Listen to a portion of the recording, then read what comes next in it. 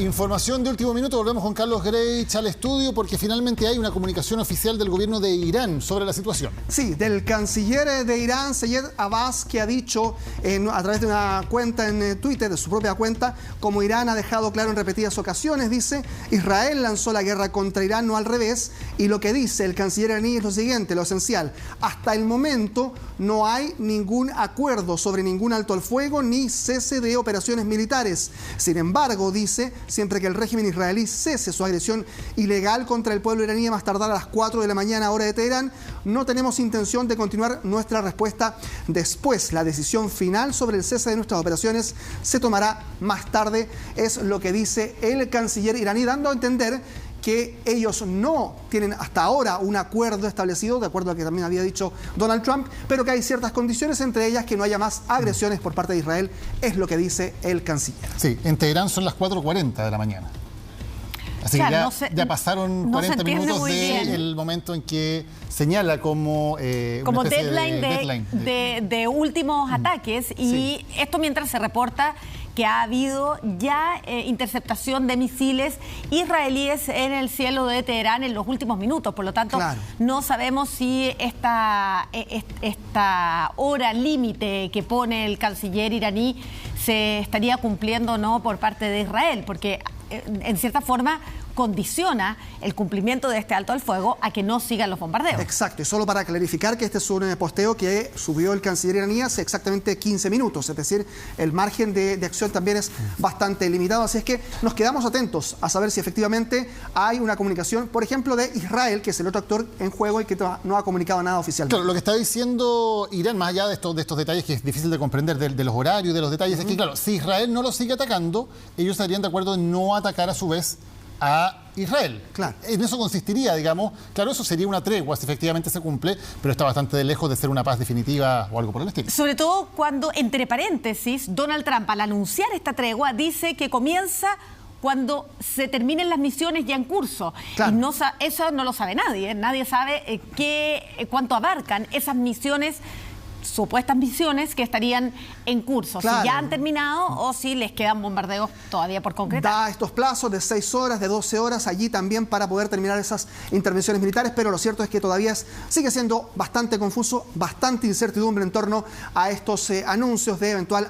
Retomamos el contacto con Washington, Patricio Zamorano, periodista, analista político, que ya nos había adelantado que había que tomar con cautela este anuncio de Donald Trump respecto a que se había alcanzado un acuerdo, un alto al fuego entre Irán e Israel hasta que no hubiera una confirmación oficial de ambos estados. Y ha llegado, Patricio, la advertencia por parte del canciller, el ministro de Relaciones Exteriores de Irán, diciendo que no hay un acuerdo hasta el momento, pero que si ellos no son atacados por Israel, Irán no volvería a atacar. Pero de todas maneras desmiente que exista un acuerdo de esta tregua. Exactamente, Macarena, exactamente lo que habíamos analizado hace unos pocos minutos, porque tiene que ver con la realidad de Donald Trump. Hay que recordar que él ya hizo esto también en el sentido, y lo tengo que explicar desde el punto de vista de la debilidad, porque Donald Trump no es primera vez que demuestra adelantarse a los hechos políticos, un poco expresando su propia voluntad, pero que no tiene nada que ver con el realismo político. Pasó con lo de Ucrania y Rusia también. Él anunció un par de altos al fuego, anunció también que había un preacuerdo entre ambas naciones, se quejó posteriormente por las redes sociales quejándose contra Putin por no respetar lo que se supone había sido un acuerdo. Entonces la verdad es que desde los Estados Unidos ya estamos acostumbrados a este tipo de caos, de este caos de política internacional que Donald Trump ha tenido no solamente ahora, en su primer gobierno también cometió una cantidad enorme de errores y su equipo internacional también está cometiendo bastantes errores. Hay que recordar que también hubo una crisis importante entre el sábado, domingo y lunes con respecto a lo que él había señalado en primera instancia de que no buscaba un cambio de régimen en Irán.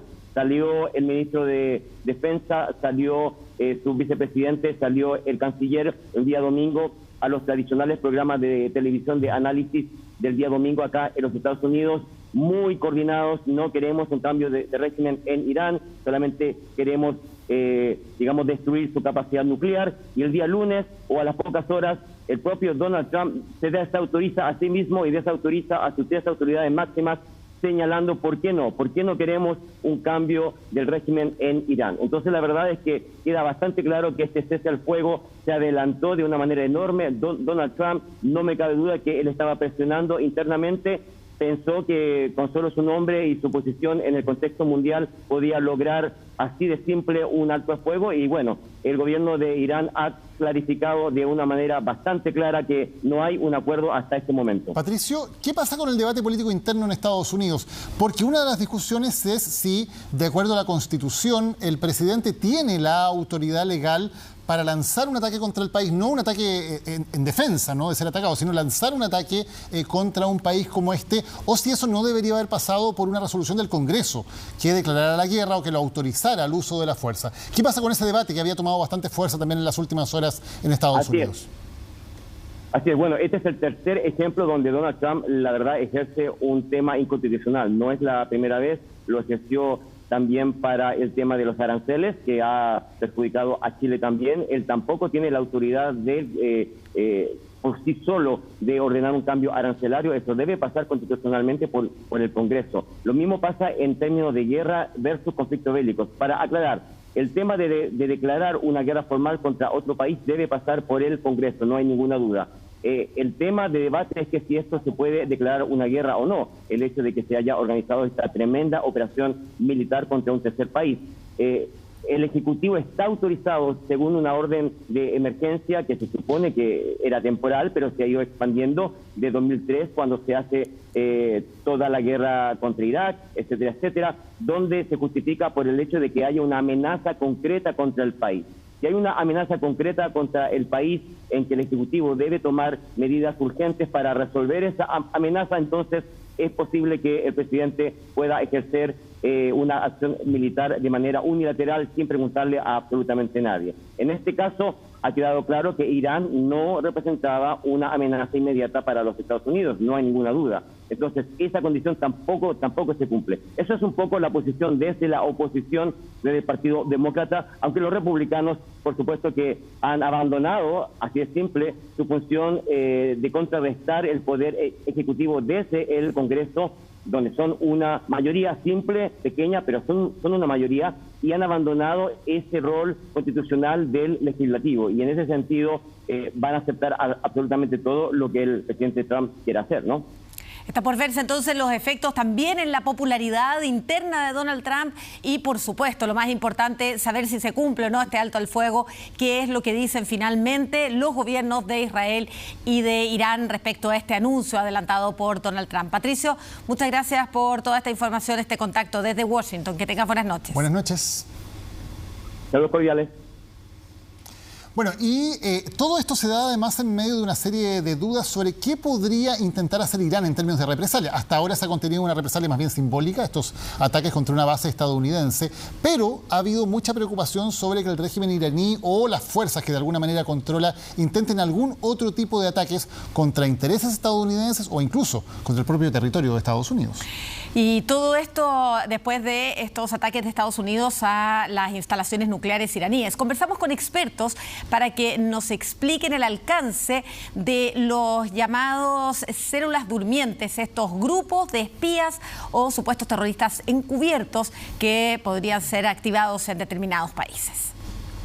El daño que sufrirá Estados Unidos si interviene militarmente sin duda que será irreparable.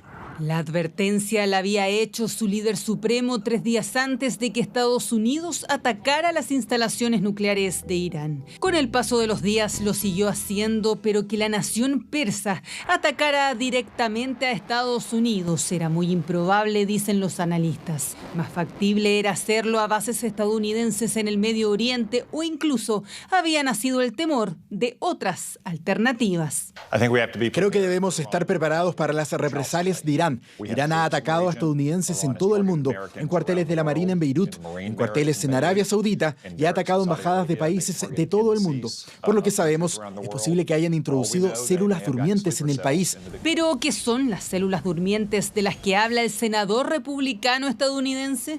Son cuando algún país manda agentes propios que están a la paga de algún estado a que vivan en un país enemigo y estén ahí muy integrados en la sociedad. Una buena célula durmiente es alguien que no despierta sospecha. Y en algún momento donde le hablan de la capital de ese gobierno que haga algún ataque al país enemigo es cuando despiertan. Y es que fuentes de NBC News aseguraron que días antes de la operación Martillo de Medianoche, en medio de la cumbre del Grupo de los 7 en Canadá, Irán envió un comunicado al presidente Donald Trump amenazando con activar células terroristas durmientes dentro de Estados Unidos si era atacado. Hemos visto a algunos de los extranjeros y a otros que han estado aquí. Tal vez se fueron al extranjero por un corto periodo de tiempo, radicalizarse y regresar, o personas que están aquí en los Estados Unidos. Así que tenemos que estar atentos a todo esto. ¿Qué sabemos ahora con respecto a esas células durmientes? ¿Cómo rastrea, sigue y busca información el Departamento de Seguridad Nacional?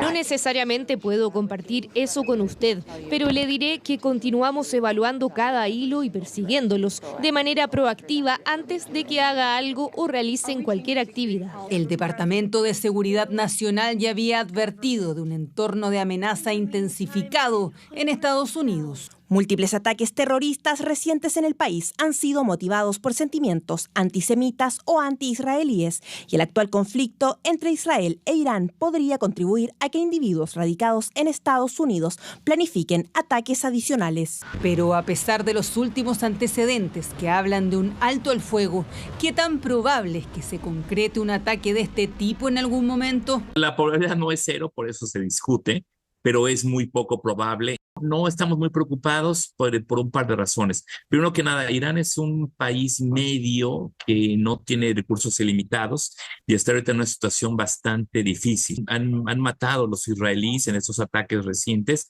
a mucha de la cúspide militar y de inteligencia en el gobierno iraní. Entonces, mucha de la comunicación, inclusive con estas células durmientes, podría que se haya derrumpido con estos ataques. Pero más allá de este concepto, los analistas apuntaban a otro tipo de ataque. Hablamos del cibernético.